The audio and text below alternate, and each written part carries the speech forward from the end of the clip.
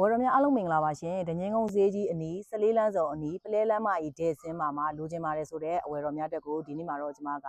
ပလဲလမ်းမကြီးဒဲဆင်းအမှတ်12ရပ်ကွက်မှာရှိတဲ့ပေ40 60မြေကွက်လေးတစ်ခွက်နဲ့အကြောင်းမိတ်ဆက်ပေးသွားမှာပဲဖြစ်ပါတယ်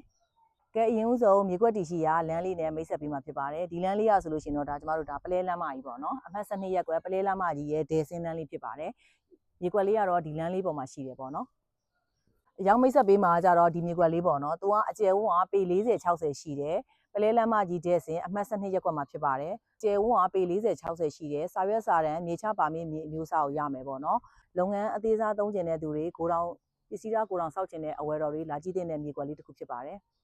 မြေကွက်အယောင်းတန်မိုးလေးရကြတော့ကျပ်သိန်း4500မှာပိုင်ရှင်ကိုယ်တိုင်ညှိနှိုင်းစီးနဲ့ရောင်းချပေးသွားမှာပဲဖြစ်ပါတယ်ကျမကိုဒီပေါ့နော်ဒီပလဲလမ်းမအနီး12ရပ်ကွက်ထဲမှာမြေကွက်ကျအယောင်းရှိလာမေးနေတဲ့အဝယ်တော်တွေဒီမြေကွက်လေးကိုလာရောက်ကြည့်ရှုစေချင်ပါတယ်ရှင်ဝင်စားတဲ့အောင်မရဲ့အဝယ်တော်တွေအချိန်တနားရီဖုန်းလေးကျဆက်ပြီးတော့လာပေးပါရှင်ကျေးဇူးအများကြီးတင်ပါတယ်တတားပါ